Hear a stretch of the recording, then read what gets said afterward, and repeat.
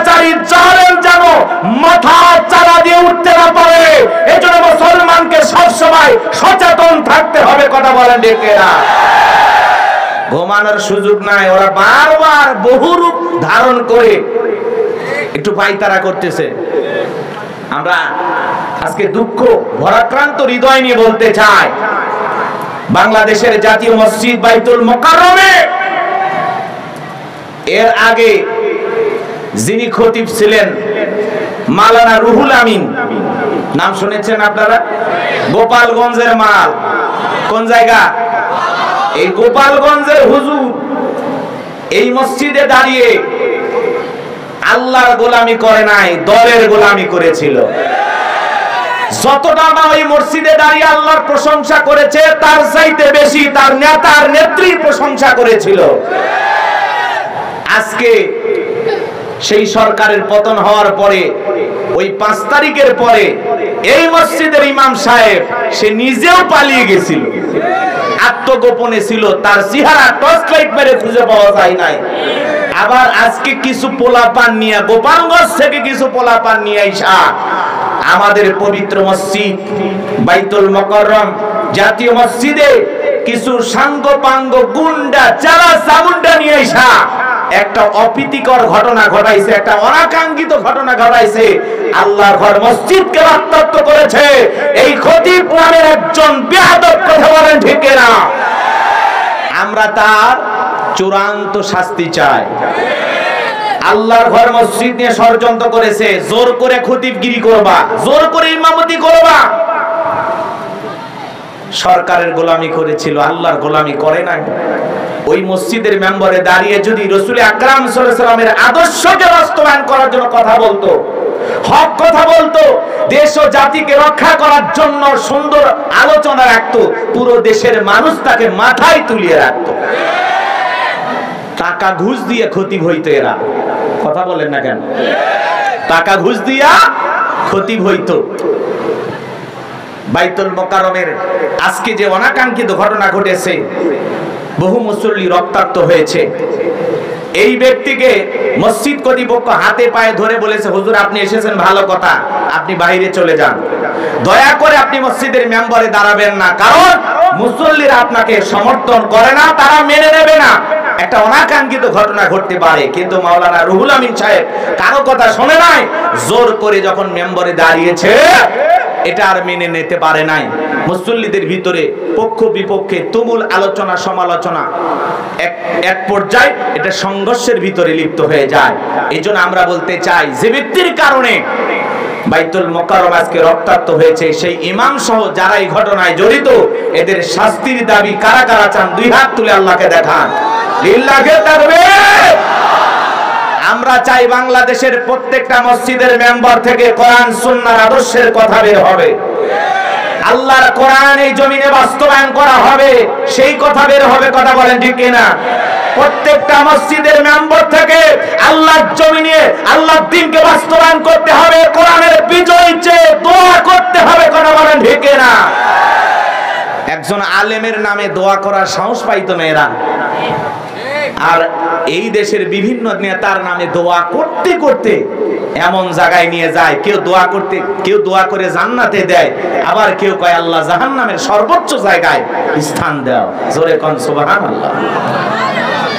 দোয়া শোনেন নাই তো? বেশি যদি তেল মারতে যায় তাহলে তো ভুলভাল হবে। কথা বলেন না কেন ভাই? তো এই জন্য আল্লাহ পাক যেন এই সমস্ত দালাল আলেমদের হাত থেকে এদেশের মানুষদেরকে আল্লাহ হেফাজত করে। জোরে বলেন আমিন। আর জোরে বলেন আমিন। আমরা পরিষ্কার ভাবে বলে দিতে চাই, এই মাওলানা রুহুল আমিন সহ গোপালগঞ্জ থেকে যে সমস্ত ক্যাডার মাস্তান নিয়েছে বাইতুল মোকাররম মসজিদ দখল করার চেষ্টা করা হয়েছে, এর সাথে যারা যারা জড়িত প্রত্যেকজনের বিচার বাংলার জমিনে করতে হবে। কথা বলেন ঠিক না? আল্লাহর ঘর কারো বাপ দাদার পৈতৃক সম্পত্তি নয়, এটা দল করার জায়গা নয়, দালালি করার জায়গা নয়। ওই জায়গায় থেকে একমাত্র আল্লাহর দল করা যাবে। কথা বলে ঠিক না? তোমরা যেখানে সেখানে দালালি শুরু করে দিয়েছ, হ্যাঁ 5 আগস্টের পর পালিয়ে গেছো, এখন আবার উকি মেরে ঝামেলা করে পুরো বাংলাদেশের ভিতরে একটা অস্থিরতা সৃষ্টি করতে চায়। এগুলো সামান্য কোন্দলের ভিতরে আমরা জড়াতে চাই না, একটু সতর্ক থাকা লাগবে। এরা মাঝে মাঝে রিকশাওয়ালার সুরতে হাজির হয়, অমুসলিমের সুরতে হাজির হয়, এরা মাঝে মাঝে হিজড়ার সুরতে হাজির হয়, বুঝেন নাই? এরা তো থাকতে পারতেছে না, টেনশনে আছে। আমরা তো বারবার বলেছি শান্ত থাকো, চুপচাপ থাকবা, নিরাপদে থাকবা, কথা বলে ঠিক কিনা? ঝামেলা করাইতে চাইলে আর অশান্ত পরিবেশ যদি বাংলাদেশে আবারও সৃষ্টি করতে চাও, দাঁত ভাঙা জবাব দেওয়া হবে। কথা ক্লিয়ার? আর ভয় করার সুযোগ নাই। এই জন্য এই খতিবের বিচার আপনারা চান তো? ইনশাআল্লাহ বিচার করা হবে, আমরাও চাই বিচার করতে হবে। কারণ জোর করে মুসল্লিরা চাই না আর তুমি ইমামতি করবা, হ্যাঁ ইমামতি এমন ভাবে করো যাতে মসজিদের মুসল্লিরা তোমাকে মহব্বত করে, ভালোবাসে, কথা বলেন ঠিক কিনা? কেউ ভালোবাসবে কেউ ভালোবাসবে না, দলাদলি, তোমার কারণে ফিতনা ফাসাদ সৃষ্টি হয়। কি ইমামতি করো আর কি বক্তৃতা করো, কেমন ইমাম যে মুসল্লি তোমাকে সহ্য করতে পারে না। এই জন্য এই সমস্ত ইমামদের বিচার হওয়া দরকার আছে না নাই? গুন্ডা ভাড়া কইরা বাইতুল মোকাররমে নিয়ে আসছে গোপালগঞ্জ থেকে। কয়েকদিন আগে গোপালগঞ্জে দেখলেন না, আর্মিদের গাড়িতে, সেনাবাহিনীদের গাড়িতে আগুন লাগাইছিল। এদের সাহস কত! আগুন লাগাইছিল দিনের বেলায়, রাতের বেলায় কিছুগুলোকে পিটাইয়া এমন ভাবে পিছনে পিটান শুরু করছে, আব্বা ডাকছে, আব্বা আব্বা আব্বা ছাইড়া দাও, কথা কোন ঠিক কিনা? এদের মনে হয় মার কম হয়েছে। এই জন্য আমরা বলতে চাই সাবধান হন। মসজিদ বিশৃঙ্খলা জায়গা নয়, এটা আল্লাহর ঘর, এটা ইবাদতের স্থান। আল্লাহর ঘরে কোনো বেয়াদবি চলবে। যে ব্যক্তি জোর করে বাইতুল মোকাররমে আজকে জুমার খুতবা দিতে গিয়েছিলেন মাওলানা রুহুল আমিন, আপনি যে ঘটনা ঘটিয়েছেন আল্লাহর ঘরের সাথে চরম বেয়াদবি করেছেন, কথা বলে ঠিক কিনা? বিচার হওয়া দরকার আছে না নাই? আমরা মসজিদের ভিতরে কোনো মারামারি করব না, মনে থাকবে তো ইনশাআল্লাহ? মনে থাকবে তো ইনশাআল্লাহ? আল্লাহ পাক আমাদের সবাইকে সঠিক বুঝ দান করুন, জোরে বলুন আমিন। সম্মানিত ভাইয়েরা আমার, ভূমিকায় লম্বা কথা নয়, সরাসরি মূল আলোচনায় প্রবেশ করতে চাই। একটা ঘন্টা কি আল্লাহর কোরআনের জন্য দিতে পারবেন তো ইনশাআল্লাহ? সময় আছে তো ইনশাআল্লাহ? কারা কারা থাকবেন না হাত তোলেন। একটু গরম হলে 2 ঘন্টা, 5 ঘন্টা, আগামীকালকে বয়ান শুনবেন না? আজকে 5 ঘন্টা, আচ্ছা 5 ঘন্টা লাগবে না, রাত্রি 12টা পর্যন্ত হইলেই হবে। 12টা পর্যন্ত থাকার কার কার নিয়ত আছে 2 হাত তুলে বলেন ইনশাআল্লাহ। আর একটু জোরে বলেন ইনশাআল্লাহ। আল্লাহ কবুল করেন, জোরে বলেন আমিন। ভাই শুরু করি, আস্তে আস্তে মজা পাবেন ইনশাআল্লাহ। আমি আজকে কথা বলবো পবিত্র কোরআনুল কারীমের সবচাইতে ছোট্ট সূরা। সূরাটির নাম কি বলেন? কাউসার। জোরে বলেন কি নাম? আরো জোরে, জোরে হলো না, আরো জোরে, উঠে যাবে, অভ্যাস করে না, সামনে স্লোগান দেওয়া লাগবে, কথা বলে ঠিক কিনা? আমরা বাবাকে দেখেছি, স্বামীকে দেখেছি, ভাবিকে দেখেছি, আফাকে দেখেছি, চাচাকে দেখেছি, সামনে আল্লাহর কোরআন দিয়ে দেশটা কেমন চলে দেখার দরকার আছে না? না, আল্লাহর কোরআন দিয়ে দেশটা চলুক। কারা কারা চান 2 হাত তুলে দেখান। লিল্লাহি তাকবীর। এই কোরআনের বিজয় চান তো ইনশাআল্লাহ? আল্লাহর কোরআনকে আমরা পার্লামেন্টে ঢুকাইতে চাই, কথা বলে ঠিক কিনা? এদিক খেয়াল করেন, সূরার নাম কাউসার। মোট আয়াত আছে 3টি, রুকু আছে 1টি। বিশ্ব নবীর মক্কার জিন্দেগিতে এই সূরাটি নাজিল হয়েছেন, বলুন আল্লাহু আকবার।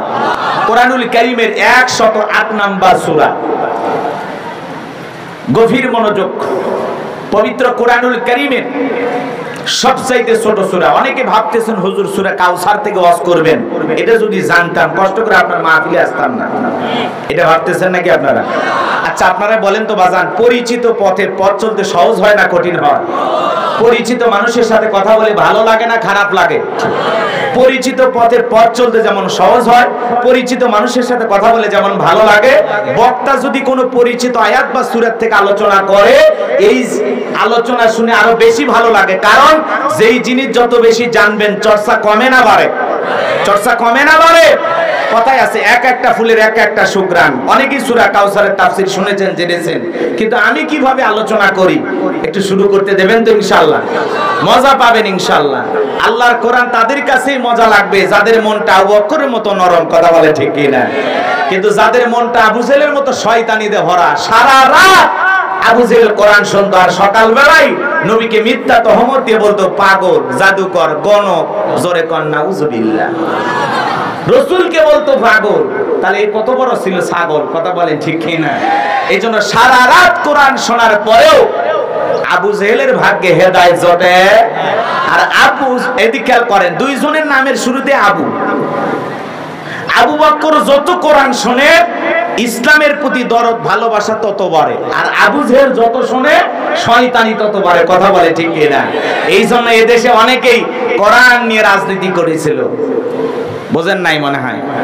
কোরআন নিয়ে রাজনীতি মানে ওই রাজনীতি না, কোরআনকে ব্যবহার করেছিল। এই দিক খেয়াল করেন, নামাজকে ব্যবহার করেছিল, জাই নামাজকে ব্যবহার করেছিল, তসবিহ পট্টিকে ব্যবহার করেছিল। এরা প্রকৃত ইসলামের বন্ধু ছিল। অনেকে বলতো আমরা কি কোরআন পড়ি না, আমরা কি কোরআন জানি না, আমরা কি নামাজ পড়ি না। সকালবেলা উঠা নাকি যাই নামাজ খুঁজতো। আরে সেই গণভবনে মাছ পাওয়া যায়, পাঙ্গাস পাওয়া যায়, খাসির রান পাওয়া যায়, কিন্তু যাই নামাজ পাওয়া যায়। কথা কি বোঝা যায়? এই সমাজে অনেকেই মানে রাজনীতির মাঠেও আল্লাহর কোরআনকে নিয়ে এসে ব্যবহার করার চেষ্টা করেছিল, কিন্তু পারে নাই। সত্যিকারে যারা ইসলামের রাজনীতি করে, কোরআনের রাজনীতি করে, তাহলে সেই দেশে কখনো হত্যাকাণ্ড হবে না, ধর্ষণ হবে না, অনাচার থাকবে না, জুলুম থাকবে না, অত্যাচার থাকবে না, কালো টাকা থাকবে না, সুদ ঘুষ জিনাবে বিচার থাকবে না। আল্লাহর কোরআনের রাজনীতি যদি বাংলার জমিনে প্রতিষ্ঠিত হয়, বাংলাদেশটাকে জান্নাতের টুকরায় পরিণত হবে। তোমরা কি কোরআনের রং দেখতে চাও?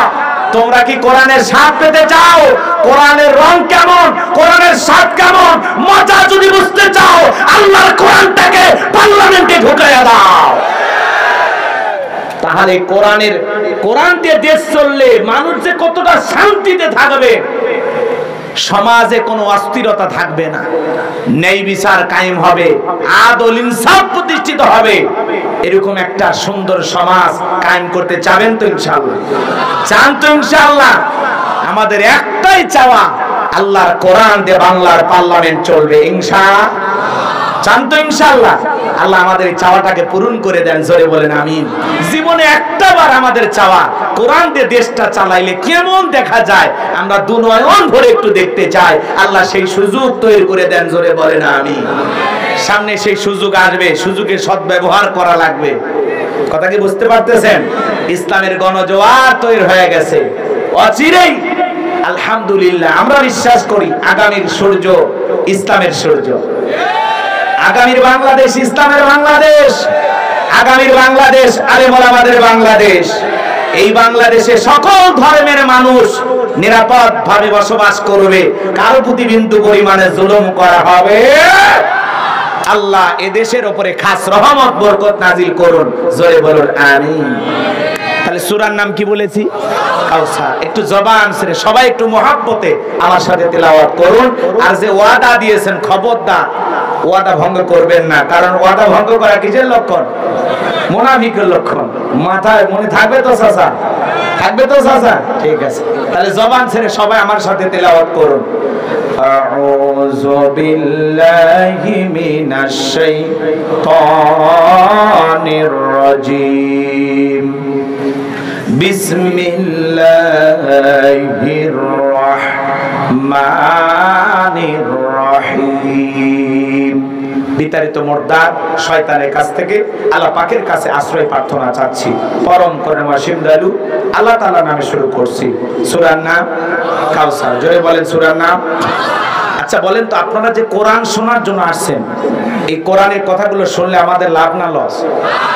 লাভটা কি আমার আল্লাহ বলেন, ওয়া ইযা কুরিয়াল কুরআনু ফাসতামিউ লাহু ওয়া আনসিতু লাআল্লাকুম তুরহামুন। সূরা আরাফ আয়াত নাম্বার 204 আমার আল্লাহ রাব্বুল আলামিন জানায়া দিলেন, তোমাদের সামনে যখন কোরআন পাঠ করা হয়, কোরআনের আলোচনা করা হয়, চুপ করে কান লাগিয়ে মনোযোগ সহকারে কোরআনের কথাগুলো শ্রবণ করো। যারা চুপচাপ কোরআনুল কারীমের কথাগুলো শ্রবণ করে, আমার আল্লাহ রাব্বুল আলামিন আসমান থেকে তাদের উপরে আল্লাহ রহমত বৃষ্টির মতো নাজিল করবেন। বলুন সুবহানাল্লাহ। এই জায়গায় আল্লাহ রহমত নাজিল হইতেছে, বিশ্বাস আছে না নাই? তাহলে কোরআনের কথাগুলো শুনলে লাভ না ক্ষতি? আমার আল্লাহ বলেন ওয়াযাক্কির ফা ইন্না যিকরা তানফাউল মুমিনিন। সূরা জারিয়ার 55 নাম্বার আয়াত আল্লাহ রেখে বলেন, যারা আমার মুমিন বান্দা তাদের সামনে যদি কোরআন দেওয়াজ করা হয়, কোরআন থেকে আলোচনা করা হয়, এই কথাগুলো শোনার পরে আমার মুমিন বান্দাদের উপকারে আসবে। বলেন আল্লাহু আকবার। কারণ কোরআনের মধ্যে কি কোনো ভেজাল আছে? কোন ধোঁকা আছে? কোন মিথ্যা আছে? আল্লাহ রাব্বুল আলামিন কোরআনুল কারীমের শুরুতেই জানা দিয়েছেন, যালিকাল কিতাবু লা রাইবা ফি। এটি এমন একটি কিতাব যে কিতাবের মধ্যে কোনো সন্দেহ নাই, কোনো সংশয় নাই, কোনো মিথ্যা নাই, কোনো ধোঁকা নাই। There is no doubt. বলুন আল্লাহু আকবার। হুদাল্লিল মুত্তাকিন, মুত্তাকি বান্দাদের জন্য গাইডলাইন হিসাবে, পথ প্রদর্শক হিসাবে আসমান থেকে কিতাবটি নাজিল করেছেন কে? সেই কিতাব থেকে আজকে আলোচনা হবে। লিখেছেন তাফসীরুল কোরআন মাহফিল, আলোচনা তাফসীর ভিত্তিক হবে ইনশাআল্লাহ। আল্লাহ যেন তার গোলামকে বলার তৌফিক দান করেন। জোরে বলুন আমিন। আমার কোনো জ্ঞান নাই, জ্ঞান দেওয়ার মালিক কে? قالوا سبحانك لا علم لنا إلا ما علمتنا إنك أنت العليم الحكيم। বলুন সুবহানাল্লাহ।